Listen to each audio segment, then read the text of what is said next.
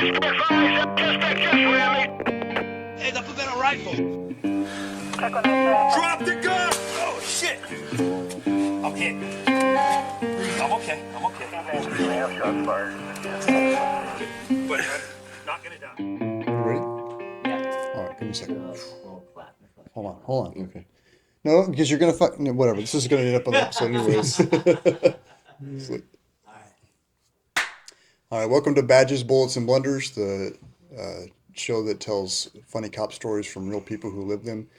Today's our Veterans Day special, and for today's episode, we have Lieutenant Nate and Officer Reagan. Both of these guys were also crayon eaters like myself, and we're going to talk a little bit today about some stuff that happened in the Marine Corps. So, Reagan, why don't you tell us a little bit about yourself? When were you in the Marine Corps? What'd you do? Okay. Yeah, so I first got in the Marine Corps in the beginning of 2009. First job was an infantry assaultman for 6 years. Deployed 3 times, then two to Afghanistan and one MU. And then after that, I got out, went to the reserves, and I moved to become a forward observer, and then later JTAC with 3rd Anglico for 6 more years. So about 12 years total. Okay. All right. Nate, what about you? I was in from 2002 to 2006. I was also an infantry assaultman. I deployed 3 times all the way to Iraq and did the initial invasion, and then back for Fallujah, and then a little partial deployment before I got out. About 4.5, 5 months for the last one. And yeah. Yeah, I'm on the same boat as Nate. Nate and I actually went to high school together. He's a year older than me, and I went 2002, 2006. My last week of boot camp, I believe, or first week of boot camp was his last week, and we ran into each other at church, and he told me how jacked up I looked in my uniform, and then didn't see him again until we both became police officers. But similar, I was Iraq 3 times, so basically 2.5, 2 full deployments, and then my 3rd deployment was about 4 months. They wanted me to extend. I kindly rejected that offer. I also declined the same offer. I thought it was exclusive. They were like, They were like, well, they're going to stop loss you anyway. I was like, well, they're going to have to do that. Like, you're going to have to go all the way to do this. I'm not staying like voluntarily here. And Yeah, 3 war trips and like 1 4-year enlistment seemed a little excessive. Especially because I think what it was, we both also got quasi recruited by the same person. Yes. Who I found out afterwards we had very different experiences. So Bobby had told us all his Marine Corps stories. He's like, yeah, I was stationed in Europe, I had a private car to this, and it's all about, parties and girls and random shit. And I was just like, no, I went to a dry country 3 times over and over again with like, it was work up deployment, work up deployment, work up deployment, and then it was like, yeah, I'm kind of good to get out now. Well, I don't know what he told you, but he did, in his defense, tell me that being an infantryman is like, well, he was during peacetime, but he said being an infantryman is like being on a football team that only practices and never plays a game. Yeah. It's like, Well, kind of a he good also analogy. talked it up though, because he was like, well, that's where I feel that's where the camaraderie is, and I was like, I mean, I guess like shared misery, I think Yeah. was probably a lot of it. Yeah. I mean, because it's true. There's guys I was still very close with and all that, but I think you were really bound by hating the same things Yes. over and over again. Like at least initially, you were just like, yep. And I remember, I think that's part of like the mystique of the Marine Corps was everybody does really brave shit because they're just like, fuck it. If I get shot, I don't have to have fire watch later. Like I don't have to do this shit. Like I Life is don't have anything to clean. And so whatever it goes on. So you're like, I'll go in there. It's fine. Yeah, and you all have the same interest in hate. Well, the same hatred. That's a good way of describing it. Not so much that you like each other, but you all hate the same people the same amount. Yeah. Yeah. And interesting, this kind of came to mind is the thievery that goes on. You were kind of talking about this before, but so there's the inner Marine Corps thievery, but if you're ever around other branches, like the outer thievery is a lot. I was stationed in Babylon on my first deployment for about a month. We were there guarding this base, and I was on the south side of the Euphrates River, and on the north side was the main base, and we were stuck in this little outpost, so we could see the main base, but we weren't actually part of it. We would go there, do chow runs or whatever, and this is in July, and it gets pretty warm right there by the river in July in Iraq. And our little air conditioner had gone out, or the generator that powered the air conditioner on a little tent had gone out, so we had no air conditioner. And so we took our 7-ton driver, we went over to the Army side, and they had this like row of like perfectly good brand new generators on the trailers, just all lined up. And we just pulled in, backed that 7-ton up like we were meant to be there, hooked that thing up, and just took off. And this like I don't know anything about generators, but like the little generator we had that died, like was like a tenth of the size of the generator that we stole from the Army. So like we probably could have like powered like the whole half the base with this Like thing. realistically, I think that our command staff didn't even see that as thievery. They think they just called that initiative. Yeah. Like, yeah, this is just you. You know, you're Good being initiative. resourceful. Yeah, you're just It's like I solving the saw an problem unused yourself. thing here, and we took care of this. Like, I mean, I remember it started off in boot camp. Like in boot camp, you go on runs with one of those drill instructors will take a group of you to go get the shit that you're supposed to have, but that you can get enough of, and it's like, I know that we're not probably supposed to be in this room because he's telling us don't see or talk to anybody, don't make eye contact, and just like hurry back over here. I was like, this doesn't feel right, but you know he's in charge, and I'm not going to argue with him. Yeah, I went to Djibouti, Africa for a while, right? We were standing by to evacuate the Yemenis embassy, and we were the only Marines on this base, right? A bunch of Air Force, Army guys, and we had no means of, mode of travel, right? We had to walk everywhere. But these Air Force guys and the Army guys, they all had gators, the little gator freaking side-by-sides, dude. Yeah. So it became this thing that, like, how many gators can you steal a day? You know what I mean? So we're going around just jacking everybody's gators. It becomes a thing. So the base ends up giving out everybody who has a gator officially a steering wheel lock. Oh. That doesn't work. Yeah, because you You can still make left turns. Still just taking gators, just going only. You can make left turns. You plan your route out right. You can get most of the way there. Yeah, we got them back. Or you just steal a different one if it's in a different part of the road.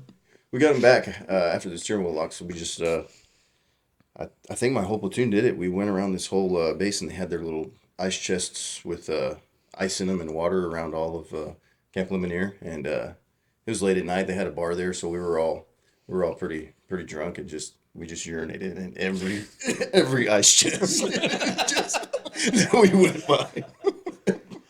So all these Air Force people just coming by grabbing their water bottles. Oh, lemonade. No idea, dude. Yeah, this is why we get banned from all the camps. Oh yeah. Like Oh, yeah. every time I was like, how do you go into war zones? And they're like, yeah, but you guys can't come in here. I'm like, how did we get banned from a U.S. base as U.S. troops? They're just like, no, not you guys. 100%. So like I was there for the initial invasion too, and we got to Baghdad, and Saddam was saying how these presidential compounds. They had this compound that had like 7 palaces, and each palace was the biggest house I'd ever seen, but they're all in this one compound. And we cleared the whole thing, and we get to live there for the next like week or so. And the first night we stayed inside one of the palaces, and like the other platoon, because there's 3 platoons in the company, and the other platoons were in different palaces. And it was like a day and a half before they came in. They're like, "You're not allowed to live inside anymore." Like we had to live out on the grass after that because like all the toilets were just overflowing with Marine shit, and like everything was just looted and destroyed. It was just like we can't have nice things. Well, in that deployment between MREs and dysentery, so it was either one extreme or another. There, it was either all solid or all liquid. There was no in between. Nice. All right. We had mentioned talking about some hazing. Hazing doesn't happen in the Marine. It's against the UCMJ to do any hazing. It's a violation. Yeah. These are all hypothetical stories of what might have happened, but we'll tell them like they did. I was thinking about the rank structure, the way it works, so that everybody knows the basic rank structure between like enlisted and officers, and there's like junior grade to like high level officers, and then you got your junior grade enlisted, your NCOs, and your staff NCOs, and like that's all good and great, but most of that shit doesn't actually really matter for like at least 80 to 90% of the Marine Corps. It comes down to junior Marines and senior Marines. So you're either a boot or you're a senior Marine. You're a senior lance. Yeah. And the rank actually doesn't matter because you can be a Lance Corporal, but you're a quote unquote senior Lance Corporal, and you get to be a Lance Corporal, but you're a boot, and you're a boot. And so, basically you get to your unit, and your first year and a half or so before you finish your first deployment, you're a boot, and then once you finish your first deployment, you become a senior Marine, and all the new Marines that come in after you are junior or the boots, junior Marines, and that's just the distinction. It's like whether you have a deployment or you don't, and then there's like the other small percentage of the Marine Corps that you hardly ever see, like the officer corps and the staff NCOs that have been around longer, but you don't have much interaction with them. So it's all just boots and senior Marines. So like on my first deployment, the boots should do a good job of kind of policing their own, because if you don't take care of whatever in-house problem you have, it's going to get dealt with by your senior Marines, and it's going to be dealt with more harshly. So we had this guy, his name was Danes, and Danes was a compulsive liar. He was always like just making up stories and getting on everyone's nerves. And he had this is back when they had like physical pictures, like everything wasn't digitalized. So he had this like stack of pictures. Everybody had like their family pictures or whatever. And he had all these like pictures of beautiful young girls, or not young women, that he would go through, and he'd say like these are girls that he had dated over the years, and we knew he was lying because he's like this troll looking motherfucker. And so one Marine set him up with this guy Willie. Takes a picture of his own cousin, Willie's cousin that he had. It's like some pretty 20-year-old girl, and he sneaks it into Dane's like stack of pictures. And then another Marine comes along and says, "Hey, can I see your pictures?" He's like, "Oh yeah, sure." He starts going through it, and he's like, "This is so and so, so and so," and he gets to one of Willie's cousin. He's like, "Oh, this is, Susie or whatever. I fucked her." And as soon as he says that, they're like, they jumped him. It's like drag him off. And we were in the JAF, and we were living in this college, and we were in these classrooms, and there was an empty classroom. They drag him off into there, and they got him rolled up in a poncho liner, and they're beating the shit out of him. And the platoon sergeant walks in, and there's a Marine standing over him, and as soon as he sees the platoon sergeant, he goes, "That concludes our period of instruction on how to make a pig in a blanket." He's all rolled up in his poncho liner. And he's like, the platoon sergeant's like, "What are you guys doing?" They're like, "Oh, just having fun, Sergeant." And then on the Dane's back is a guy named Kaziki, and he's like choking him.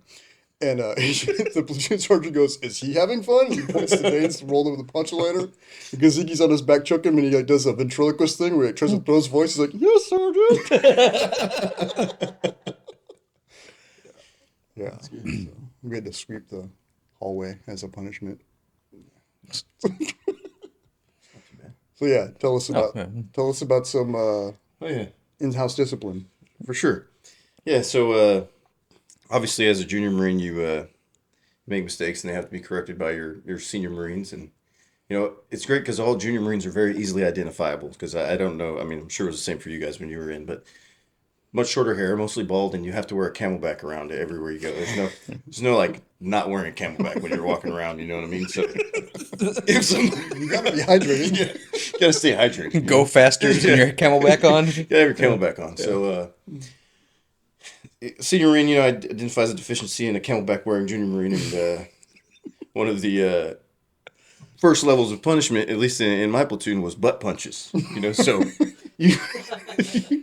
You go report to your senior Marine, and you bend over, and they give you your butt punches. And depending on how egregious this offense was, like you could receive up to 10, 12 butt punches, and they're not comfortable, man. This is this is the cheek, right? Not center mass. Oh no, they're center mass in the ass, dude. Like you bend over. If you won't bend over, they will hold you down. Yeah. You'll get held down. Yeah. And so you receive your butt punches right in the asshole, and then you go on about your day, you know what I mean? And that transitioned over to when I was a senior Marine as well. And then, we started adding some things in, So there was this one Marine that was the most frequent recipient of the punishments.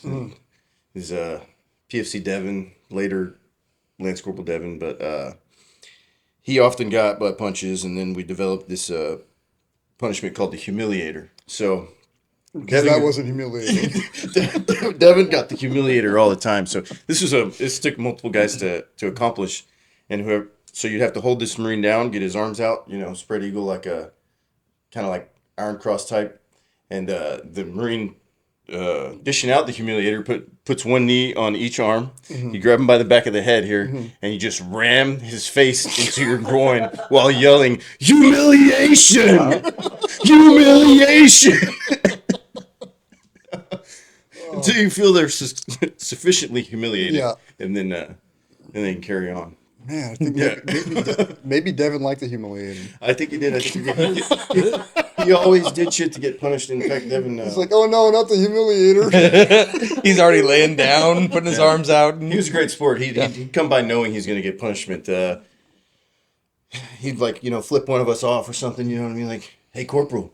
Nah. And I'm like, all right, Devin, you're fucking getting it now, you know what I mean? So, we were in Afghanistan one time on a foot patrol out in this little village. I think it was called like Sopan, and we're fucking walking along and shit. And Devin's like number 2 in our ranger file, and he turns around and just, I don't know why I got this wild hair up his ass. And she's like, "Hey, fuck you, Corporal." I'm like, "All right, Devin." And just probably like 30 seconds ago, another Marine, Clayton, he just finished taking a shit, right? We were out there. He had to stop and shit, so he shit on the ground. And I was like, "All right, Devin, get the fuck over here right now." And the Ranger file line was curved at the time. We were going around some shit. And nobody gave a shit at the time. We'd been out there for a while. Like, "No, fucking run straight here, Devin." Like, IEDs were a threat. We had just been blown up pretty sufficiently a few days prior, our vehicle convoy. But at the time, it's not that big a deal. Like, your footprint's much smaller when you're on feet than a vehicle. So, I mean, It's you see it's what's going to safer. happen anyway. It's safer, yeah. So, Walking always felt safer. yeah, it's safer. So than the vehicles. So I call him over here and I'm like, "Hey, get your ass over here, Devin." He comes over, and then B and another corporal that's in this patrol, we gather around Devin. We're like, "Hey, do you have a fucking MRE spoon, Devin?" Like, yes, Corporal. He pulls it out, and he's just fucking. He knew it was coming, dude. I was like, "Scoop the fucking poo, Devin. Scoop the poo." And he's just, "I don't want to. I don't want to scoop the poo." Anyway, he eventually does it for fear of humiliations and butt punches. So he fucking scoops the poo and just freaking vomits right there on the ground. Where does he scoop the poo to? He just has to scoop it and hold it for a while. Oh, gotcha. Nice. Probably should have made him eat it. Well, this is why in between deployments we had so many. Like, I don't know if you guys had the same issues. We had a lot of intentional drug pops because it was supposed to be. Came in. It was a zero tolerance. You'll get immediately kicked out. Yeah, if you smoke weed, then you smoke weed, you get kicked out. And I was like, the reality is, like, you smoke weed, you get to go back on the next deployment at a lower rank, but you're still gonna go. Like, so I mean, there was like, and then I liked it. They had the public humiliation NJPs where they'd all gather you in the gym there, and they'd have everybody like, "This guy did this," and they're like, "Dude, all their dirty laundry out there, the DUIs, drug pops." They're like, "This guy tested positive for weed, MDMA, ketamine, like some shit we don't even know about." And they were like, yeah, I did it. Like, send me out. And they're like, "No, okay, well, you get to be private so-and-so as you're going on this next working party." But Nice. Or what was the one by SOI where the legal platoon where they would turn big rocks into small rocks? Yeah. I don't know if that's still a thing. It was when I was there. Yeah. I was there, yeah. Nice. Legal hold, I think is what it's called. I can't remember. Nice. I was just thinking when this first deployment in Najaf, like I said, we're living in this college and there were all these classrooms. And between each squad had their own classroom that they lived in. And between two of the squads, there's a closet, like a storage closet. And the storage closet ended up becoming the platoon wax shack. Yeah. And obviously, for sanitary reasons. And so, like, if the door was closed and you knew it was occupied, and the door was open, it was vacant, which was rarely open. Usually there was a line outside of the wax shack. But one night, whenever you go on base, when you're in country, you have to carry a weapon with you. And so it's real common for the SAW gunners who carry the M249, the machine gun, that if they're going to go somewhere, they'll borrow an M16 because it's a lighter weapon to carry around. So one night it's like 2 a.m. I'm sleeping, and the SAW gunner from my squad comes running in a rush. And he like sets his saw down next to me. He says, "Can I borrow your rifle?" And he's like kind of panicked. And I'm like, "Yeah, sure, man, go ahead." So he picks it up and he runs out. And as he like runs by and goes out, I catch this waft of like a minty smell. And I was like, "Oh, whatever." And I go back to sleep. So the next morning I wake up and I was talking to him. His name's Hickox. I'm like, Hey Cox, what was that all about last time? We were on a bigger rush for. He's like all disheveled. And he's like, "Somebody put Icy Hot in the lube in the wax shack." So I never asked him, but I was always wondering, did he finish? How far in was he when he realized? Like, and at that point, I mean, it's already burning. You might as well. Might as well. Just power through. Nice. You got any hazing or you could switch it up to something else. I don't know. It actually reminded me of when you told me that Reagan had to get out of here earlier because he had to head to his pride parade afterwards. And I was like, okay. Reminded me so I had no influence in my family for military. No family in there. Not really in a lot of inclination to go in. Shortly after senior year, decided I was about a year out, and I was like, nah, I'm probably going to do this. I had Bobby influencing me. But me and my brother were really close. We'd actually moved out together, and he's about 4 years older. And I remember I was like, wow, I'd already decided to go in. And I sat down. I was like, hey, dude. I was like, you may not like hearing this because I didn't tell anybody. Like my mom found out when I was going to MEPS because I was like, hey, dude, where's my birth certificate and my social security card? And she's like, why? I was like, because I'm going to LA in like an hour. She was not happy about all of this. Yeah. But my brother, I'm like, hey, so probably not gonna want to hear this, dude. And I was like, I'm gonna join the Marines. And he's like, oh God, I thought you were gonna tell me you were gay. And I was like, did it seem gay? Like then I had a complex about it afterwards because I was like, I'm like, this is a big deal to me. And he was just like, oh, I thought you were gonna say you were gay. I was like, oh no, well no, just leaving. That's all. That's funny. That just reminded me of you had a funny name for what's the life insurance policy called that they give you in the Marine Corps or in the So the military? SGLI, Is that what it is? SGLI? Soldiers Group Life Insurance or whatever. Yeah. Yeah, you had a special name for Yeah, I it. refer to it as the Nathan McCauley Sweepstakes. Because I was like, it's a good deal. I was like, if you win, you get 250 grand and a folded up flag. My mom also didn't think that shit was funny. And they said that was one I that poor lady. My first appointment with I think I told this last time, but we lost our audio. So my first appointment, we had the sat phones, Yeah. and that's all we had. You only got to use it like maybe 2 or 3 times in like 9 months we were there. We Yeah. actually see this thing go around. So it was waiting. You had like 10 minutes. Yeah, 10 minutes. 10 minutes, and that was it. Next person, next person, next person. And I was near the end of my 10 minutes. I was probably at like 9-minute mark. And there was the Iraqi police. We were training just outside there. And they're practicing with AKs and all that. So right before we finished, there was a big-ass string of AK fire. And then we lost the signal. And then it was like, okay, well, it's the next person's turn. I was like, well, she's not going to sleep for a while. I was like, oh, yeah, I mean... We probably would like to provide some context there. It's not as bad as other ones. Like You can write her a letter. She'll get it in 3 weeks. Yeah, if that. Like there was things like I think the packages. Yeah. We were getting like, yeah, this was sent in April. I'm like, this is September. Yeah. Like, this probably should have caught up with us at some point here.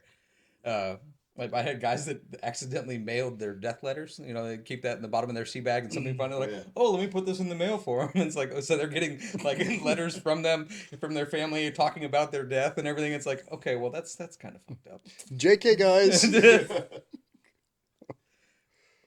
no. It definitely got better. Each one you could communicate more. It was a weird tier there because more communication, but then far more violence and Yes. far more like IEDs. Like we were going after the initial push through.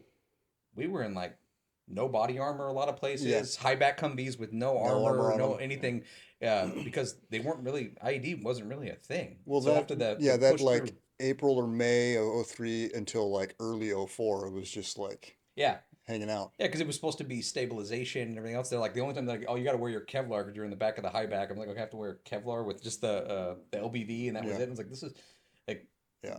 it was awkward, but yeah, then you came back the next time. And it was Yeah, it just came back everywhere. next time and they'd kind of gotten their shit together. Yeah.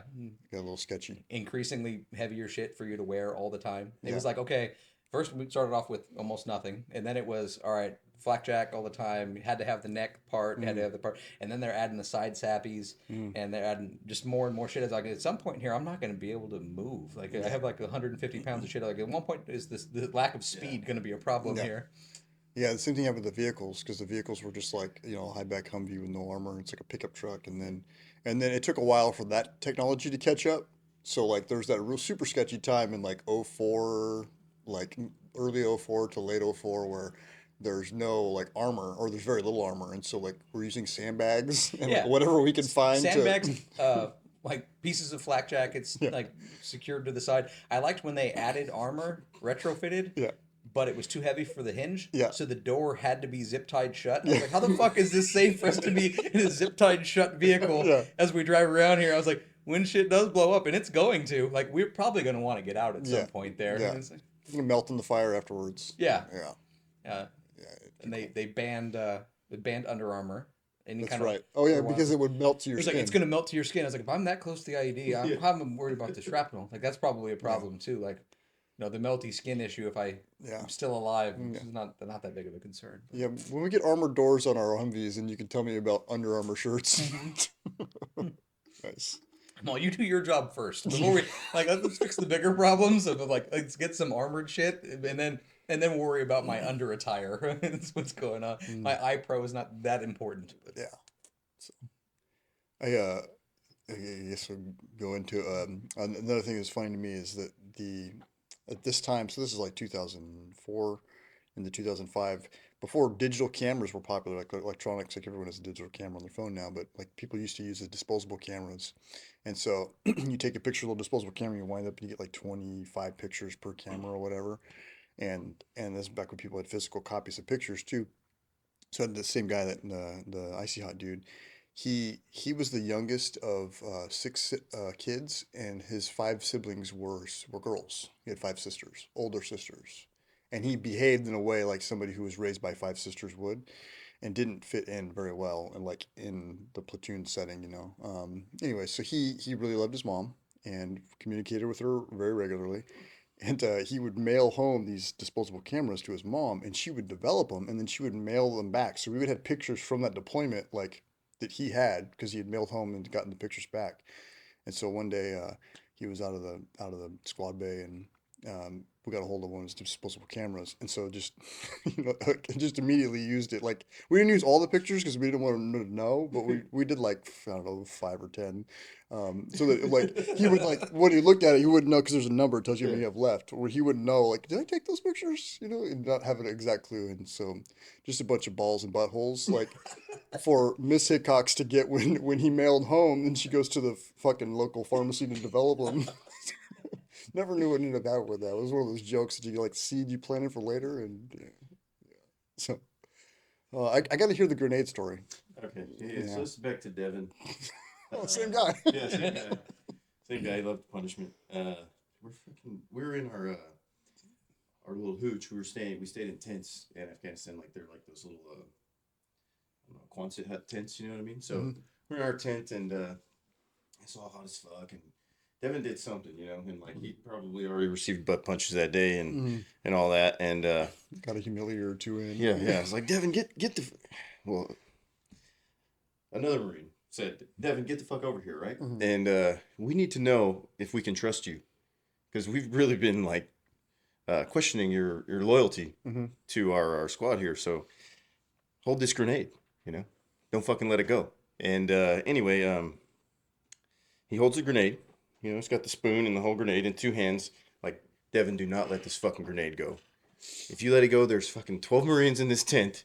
You're holding all of our lives in your hand right now, and just fucking, you know, we fucking squeezed the other side of the fucking pin and pulled that shit out, dude. And he's just fucking stuck there for like 2 minutes with a fucking live frag in his hand, just fucking stuck. And then people are yelling at him, you know? Yeah. Don't fucking drop the grenade, Devin! Don't do it! You'll kill us all!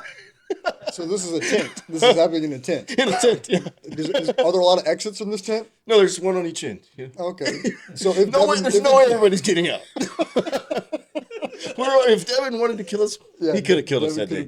Yeah. It would have been real bad. Got his own Medal of Honor. Yeah, the only survivors would have been so fucked too. They'd have probably been Yeah. in the brick for sure. So luckily, Devin was a solid Marine and held on to that frag until the pin was put back in. You showed him who's boss. Yeah. Yeah, we showed him who the fuck the boss was, dude. Nice. We had a guy. So we had about partway through Fallujah, we had weapons company guys.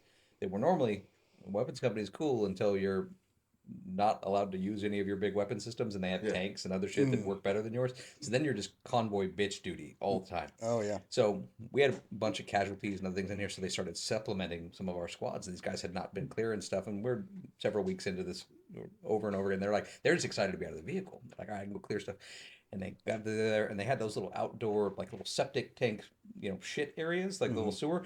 And they're like, we got to clear this. I was like, no, it's just a sewer. It's just shit in there. And he goes, how do we know? And he's like, I'm gonna frag it. And I was like, okay, well, I'm gonna go over here. I know how this story's gonna go. So I'm like, yeah, we'll see how this goes. So I go through and That's a great idea. I go around the side. Corporal McCauley knows that this is a fucking terrible idea. I'm not going over here. So I went around the side and I wait for the grenade to go off, and I hear fucking yelling, and I was like, oh shit, did he like hurt himself? What? He's covered with shit. He just completely covered with shit. He got medevaced because he was covered in shit, and I was like, maybe he had a better plan. I'm not sure. Maybe I should look into this here, because I mean, I didn't want to get covered with shit, but I mean, leaving sounded like a decent idea at the time there too. But yeah, he got medevaced because he got covered in shit because he fragged a sewer that we told him not to. Nice. That's one strategy. Yeah, it was good. It was, Some people smoke weed. Some people blow up sewers. yeah, grenades. I mean, I think they're fun, but they're not fun. Like the first couple times you had it, and obviously in SOI, the first time you go through, like, oh, this is exciting. I can go through, and then first time you use it in combat is exciting. Then you realize all that fucking smoke gets everywhere, and you're breathing in pieces of concrete. You can't see shit. We almost killed the Iraqi police that were attached to us. Yeah. He thought it was a good idea. We ended up fragging upstairs, clearing, and he comes out of the fucking smoky mess.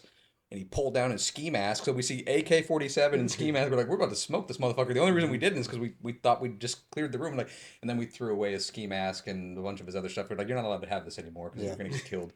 Yeah. But we had that. I had a first lieutenant get very pissed at me because I was assaultman. So we did a lot of shit with bombs, a lot of stuff with demo.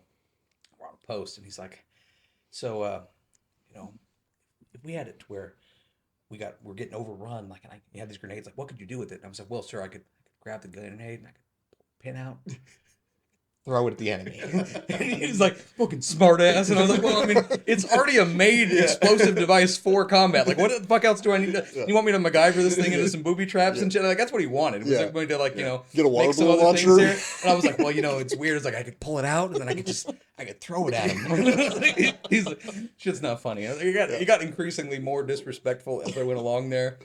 Just your overall respect for authority just got more and more jaded as you went. Oh, yeah. But yeah, there was a lot of them. I got in trouble my third deployment because we're at an outpost just outside the Sunni Triangle area, and I hear mortars getting launched. I hear the shot out, and I'm boom, boom, boom. I was like, okay. So I'm laughing as I come back into the camp. I was like, hey, we need to go inside. 20 to 30 seconds. I was like, I don't know where this shit's gonna hit, but I'm laughing. I was like, hey, there's a shot out. You should go inside. But I'm laughing as I come in. It's gonna get spicy in about And 20 then seconds. they start hitting the river and some of the areas around us, and shit starts blowing up. Nothing ends up going into camp. And he's like, it's fucked up. Why didn't you warn us? I was like, I did warn you. I told you the shot out and you should go inside. He's like, but you were laughing. You didn't take it seriously. I was like, you didn't take it seriously. I told you what we were doing. I was going inside. I said, so it's not my fault that I played this game before. Yeah. Oh, it reminds me. We're guarding a bridge, a pontoon bridge on the Euphrates River, just east of the Syrian border. And we would go on the north side of the river. There was a little house that the guys got to live in and do their guard post. On the south side was this shitty Marine-made bunker. There was like sandbags. And every day between 2:30 and 3:30 in the afternoon, they would drop mortars on us. We would get like 8 to 10 mortars dropped on our on our position. And we had the counter battery radar, which could like pick up where the mortars are coming from and give like locations so they could shoot back. So one day I was on the post on the north side of the river, and our mortarman, he was a weapons company mortarman, so 81 millimeters, the big boys. We hear the shot out coming from like it's like 2:35, and here they come. And so before they impact, like all the Marines are already out there in the mortar pit, and they're like in their skivvies, and flak jacket, Kevlar skivvies. And they're out there, and the mortarman, his name was Corporal Wall. He just starts lobbing 81s, and he's just like, do. He drops like eight of them in a row, just real quick. And then the mortars start impacting, and he turns to the company gun, and he's like, "Hey, Gunny, do we had a grid yet?" Like asking if the radar has called in. Like, oh shit. Yeah, so he had like, there was a couple of places that they knew they would regularly hit from. Yeah. And so as soon as he heard him, he just, he picked one location that they shot from before and just dumped a bunch of mortars on it. And I don't know if they ever got him or not. We never, it just kept happening. So I'm assuming not. Yeah. We had a couple, we had one of the outposts just outside Fallujah before we went in, where we called it the aiming stake, because it was they just launched fucking mortars with rockets. It was on the high line, like, so you could just kind of line of sight it and like, lob them over there. It was like, why the fuck are we occupying this place? Yeah. Like, we're waiting. Yeah. You took your sandbag filling very seriously there. Yeah. It wasn't one of those times where you're just like, fucking, I want to fill sandbags. You're like, yeah, we should probably fill some sandbags. Like, we might need these because there's mortars every day. Like, it's all the time here, and it's like this gets old after a while. The aiming stake. Pissing off gunnies, man. You guys, it was CAX like for you guys, right? Combined arms exercise. Yeah, so it was CAX at first when I got in, and then they changed the name to Mojave Viper, and then later enhanced Mojave Viper. But I think we're about to go on my first deployment to Afghanistan. We were there doing Mojave Viper, doing our little. And that's in 29 Palms. That's where like all the Marines from different units get together and they practice before they go on deployment. Yeah, so and you get evaluated and shit. There's these people out there called coyotes, and they make sure that you do everything right, you know, and they give you the fucking go ahead to deploy. And the or coyotes not. are Marine Corps instructors Yeah. that tell you if you did it right or not. So we had this coyote gunny attached to like our platoon, and we were doing this exercise. It had some little town made of fucking sea trains and shit, and we had inserted by helicopter. Got off the helicopter. We assault this town. We take over a couple buildings, and hanging out up there. This buddy I was with, Corey. He's like, man, I really gotta fucking piss, you know. But like, there were still, you know, the opposing force. They were still out there shooting it out with some other guys and some other Marine platoons and shit. So like, he's like, fuck, I can't go out there right now. This coyote's watching us and shit. He's like, what am I gonna do? I was like, I'll just fucking piss out the window, dude. It's okay, man. This other guy just pissed out the window right now, and you're good. And then we have fucking this engineer attached to our platoon. He's like, don't worry, bro. I'll hold security on your dick. So he goes. So fucking Corey goes. He starts pissing out the window, and all seems well, you know. And you know, we go back to our security position. We're just fucking hanging out, looking for our Op 4, and then this fucking mad ass gunny just comes up to the fucking second or third story, whatever we're on. He's like, who the fuck is pissing? Who's pissing? Everybody's just like quiet, you know. It's just fucking silent up there. And then Corey's like, I was gunny. Get over here, Marine. It just starts ripping his ass like, you pee on me, I'll fucking pee on you. He's gonna hold security on Gunny's dick. So, and then later our platoon commander said he was down there, like the gunny was kind of debriefing him on something, and they were both hanging out this first story window like this. Gunny's head's out a little bit, and he said, he's like, yeah, I just saw some liquid hitting the gunny on the forehead and the face, you know. And I knew exactly what the fuck was happening. I was just like, must be raining, gunny. Piss on my head and tell me it's raining. And yeah, the coyotes are all the coyotes, the instructor monitors, but then the Op 4, you're talking about the opposition force. Those are all Marines who are stationed in 29 Palms. They're about to get out, and then they'll get assigned to that which is like the best assignment, because your job is to just run around and shoot all the other Marines with munitions like from other units that are getting ready to go to Iraq, and then you just go home at the end of the day. Yeah, and you guys don't have to post watch and any of that Yeah. other Oh stuff. yeah. Well, but my third deployment, the way it worked is I went to boot camp in August of 2002. And so when after my second deployment, and they were deciding who was going to go back around for a third round, they made the cutoff was August 1st of if your EAS was on August 1st or earlier of 2006, you weren't deploying again. And mine was August 11th, so I missed it by 10 days. So like my crew of like all the dudes that I had come up with, like about 2/3 of them were on the earlier half and they didn't have to go, and then like a third of us were on the back half and we had to deploy again. And so it was like this just depressing, humiliating experience where we're gearing up to our workup to get ready to deploy, and we go out for our CACs, and all of the Op 4 is like all of my buddies that I've been on deployment twice before, and now they're all just out there wearing jeans or whatever, fucking shooting me with Sims. Like they don't have to go to Iraq, and they're fucking shooting me with Sims, and like, I just hate you fuckers. Ugh. But yeah, 29 Palms is a interesting place. Yeah. Glad I didn't have to be there full time, you know. Yeah. Yeah, I went there. Every workup we went there Yeah. at least once, sometimes twice. We did the Bridgeport packages, the winter and the summer. Oh, you did winter That shit Bridgeport. sucks. Yeah, winter Bridgeport was terrible. I've never done that. Entertaining, and then the summer one, I remember I was like, Marines are just random ass bullshit. The main thing I remember about this, aside from us almost dying on a rope bridge thing, but that was a different story. Mm-hmm. But was one of our mortarmen just kept randomly singing Kelly Clarkson "Since You've Been Gone" while we were patrolling, just shouting that part, and then you would get other people singing along, and I was just like, "What the fuck is going on here?" Yeah. But yeah, the rope bridge part. You know the one where they do it over a ravine, so they have it all. The summer package one, and they do it at night, and you go back out there, and it's all supposed to be quiet, noise discipline, light discipline. Well, somebody fucked up and couldn't get across. Apparently, they just have like 0 upper body strength. It's pretty flat, just going across there. But so he got stuck But then they just sent the next person, and then there's a person in front of him, and then they send another person.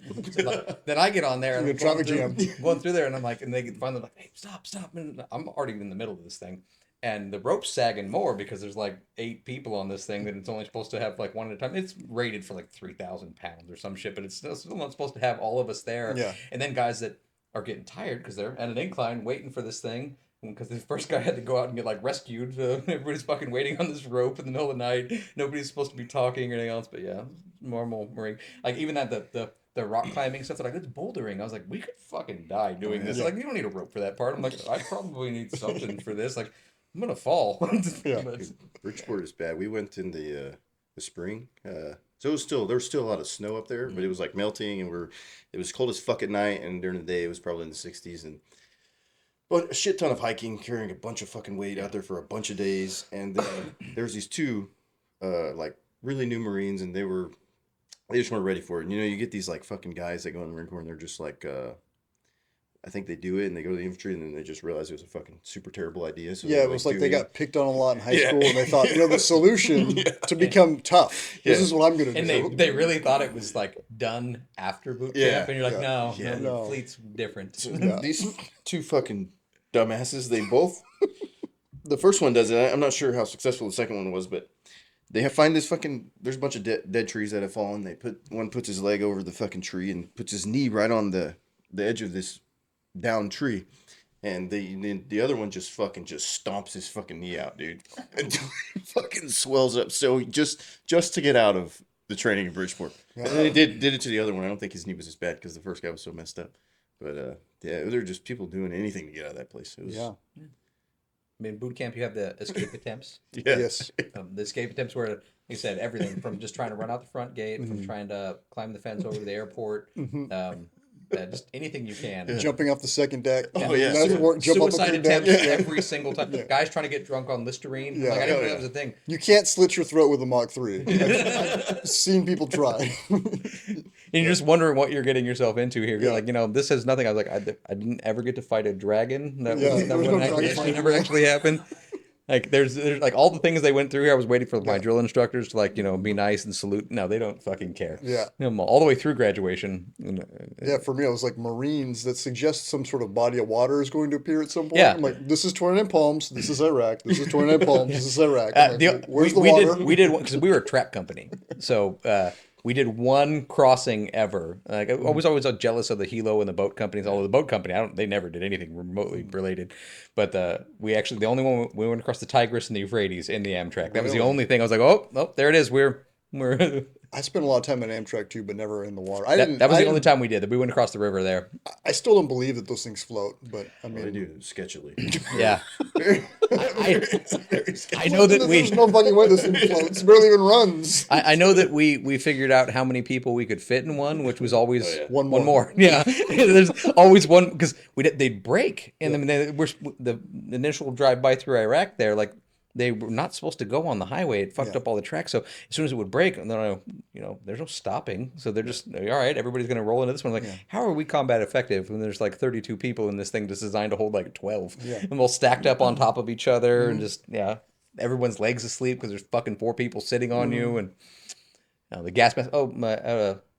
Before we went in, we were in Kuwait doing a little mini training February, and obviously, the big threat for that was supposed to be all the chemical weapons. We have fucking mop suits, full everything here.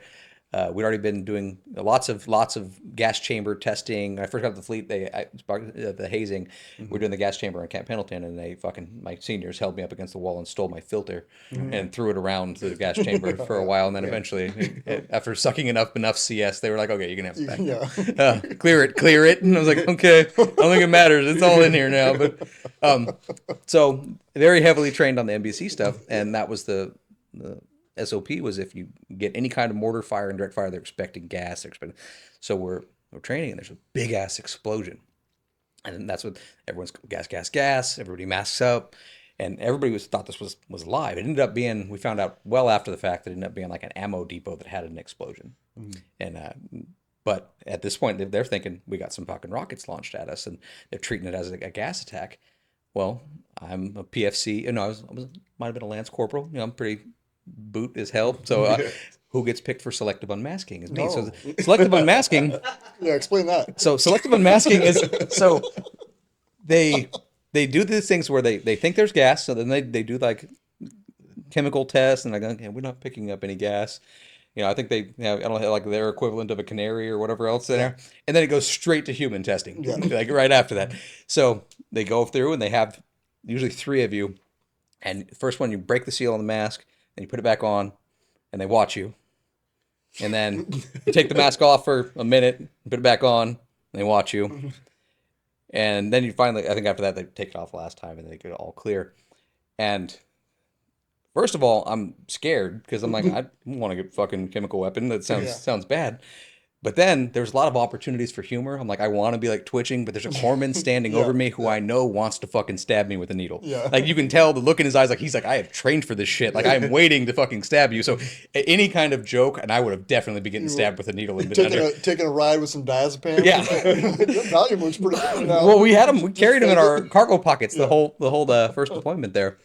And gas masks all the time. Soft arm, no body armor, but take your gas mask with you just in case. Yeah. But yeah, so I had to do the selective unmasking. I'm like, first you're like, you got to breathe in. Or I'm just like, do I? Do I want a chance this time? And after the second one, I was like, okay, I'm pretty sure we're good. Like, there's nothing going on here. But yeah, I wanted to be like, and they were like, nope, they're gonna get stabbed. And I don't want to give them the opportunity. Did they actually take your rifle? Yeah, no, they took everything. Yeah. And then my corporal after that was like, hey, next time they try to pull you over for that, tell them that you're a weapons platoon guy and make somebody else go. Like, they've got fucking 0311s for that shit. They can do that. I was like, okay. Yeah. They're like, you're valuable. I was like, oh, yeah, good. I'll bring that up next time. I was like, I don't remember the gunny asking me. I remember him saying, get the fuck over here and you're going to do selective unmasking. I was like, okay. But I know how to do demo. I have a rocket. Yeah. Well, somebody else will have a rocket sooner. Nice. Yeah, selective unmasking was. It's the only time I ever had to deal with it live there. Every single time we got mortared in that first one, you go back, and if you were at night sleeping, put the gas mask back on, it actually worked. It was pretty comfortable, kept the flies off. Yeah, you could sleep with it. Yeah. Yeah, mop suits too. Yeah. Mop suits where you sweat through your actual boot and into your overboot. Yeah. I'm like, I didn't know that was possible. Like, them thick, like Gore-Tex lined boots, and you will straight up sweat through the boot. Yeah, when you take the mop boots off and you look down and your boots, your regular boots are soaking wet. Well, and they started falling apart because they were wet all the time. Like that deployment, those boots got wrecked. Yeah. Just because they got so fucked up from the. And I didn't have the original. I didn't get the Gore-Tex ones until my second one. So we had the old desert shit, like because I wasn't digicamis. I was before that. So we got the old woodland print ones, the desert, and they got us those boots. And they were the hot weather ones, but they weren't new, so they were terrible. They started flaking off and falling apart. Yeah, I remember when I got to the fleet, they went through my sea bag and they're like, "Oh, you don't need all of this shit," and they put it back in the sea bag and got rid of it. And so I was allowed to have, I think I had 2 skivvy shirts, and I had 5 pairs of socks, which is like, not enough. So, like, I only had 5 pairs of socks. And so just like the way you rotate through them, it's like, okay, so you go through them till they're all dirty now, like really dirty, and then you turn them inside out.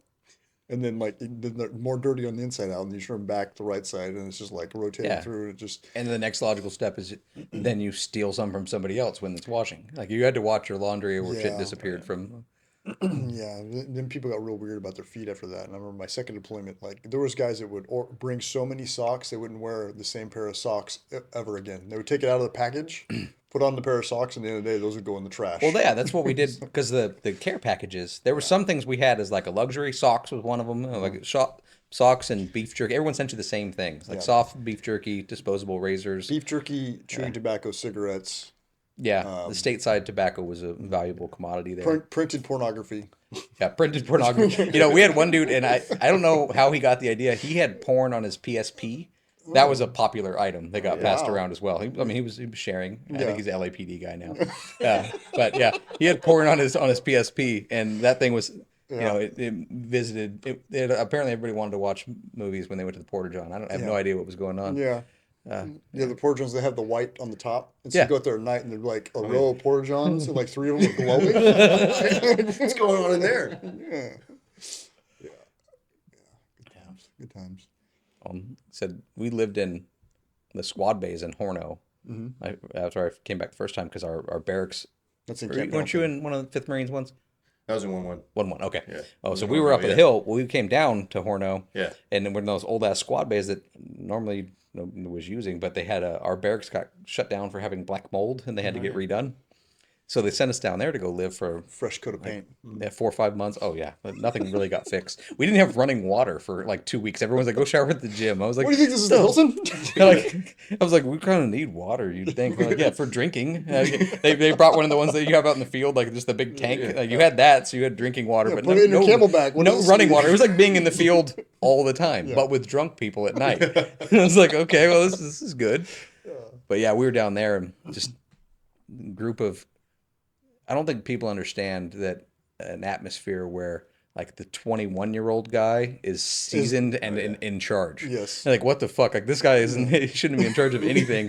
And he's the one that's like, and the 26-year-old, you're all like, fucking shut up, old man. The guy that like decided to join late. Like, no one's talking to you, grandpa. Get the fuck out. You're like, yeah, he's 27. It's not exactly that old, but yeah. That's hilarious. Yeah, just porn on every screen. People come in drunk and like spray the fire extinguishers. That happened multiple times. Lots of fights. Lots of let's just go roll this other platoon. Like lots of just for no reason. Yeah, just go in there just because we can, because we're gonna go roll second platoon. Like that's just what we're gonna do. And that carried away like stateside and just everywhere else. You had to leave. Like I was lucky to live 3 hours from base, because I'd go home. Like period, not all the time, but regularly. I'd be like, yeah, I'm gonna go back for the weekend. A group would come back with me. Yeah, because they enjoyed just getting away from that. You didn't want to stay on the base on the weekend if you could avoid it. and then they go out in town and cause havoc and destruction. You reminded me. You talking about? I had mentioned this to you before. On my third deployment, we lived in this little battle position. It's like probably the size of a football field in Al-Qaim, and we had all pitched in money to get a satellite that they could get satellite TV with. And so we had this TV with the satellite TV, and in our little chow tent was probably the size of the tent you're talking about with the grenade incident. And in the chow tent was, I think for lunch and dinner, they would bring the tray rats. And then in the morning for breakfast, they would just bring out a box of the little individual serving cereals. Yeah. You know, and like the top row was like Cheerios, and then it was like Cocoa Puffs. And you knew if you got down like 4 rows, you could get to the Lucky Charms. And if you got there first, when they first cracked the box, you grab the Lucky Charms out. But if you get there like 5 minutes later, it's all just plain Cheerios, you know. Anyway, so like on the TV that we got with the satellite TV, the only things that were on there was like news, there was soccer and porn. And that was it. Like the only channels that we even had. And so it was just always on porn. You know, so Why won't you anything else? Why would it be on anything else? and it's this little tiny tent, you know, it's maybe 15 by 15, maybe, you know, not very big. It's like you would go in there, grab your stuff, and then you'd go back out to eat outside. And you go in there in the morning, and like TV was in there. And so like there'd be 12 Marines huddled around this TV in the morning, every morning, all eating little individual bowls of fucking Lucky Charms, watching porn. All together, like 12 of them, just huddled around. Just, yeah. It's like, Well, nothing was sacred. If somebody was thoughtful enough to send nude photos to anybody, everyone saw them like that. I remember she was my girlfriend at the time. She's like, you know, send you anything like this. I was like, don't, because No, don't do that. I'm going to show them to everybody. Like I'm not going to pretend to have self-control here. Just don't do it. I'll be back, or I won't. yeah. My mom will win a Or sweepstakes. sweepstakes. Nice. All right. Well, Nate and Reagan, thank you guys for coming out and talking to us. Thank you everyone for listening, and stay frosty. Happy Veterans Day.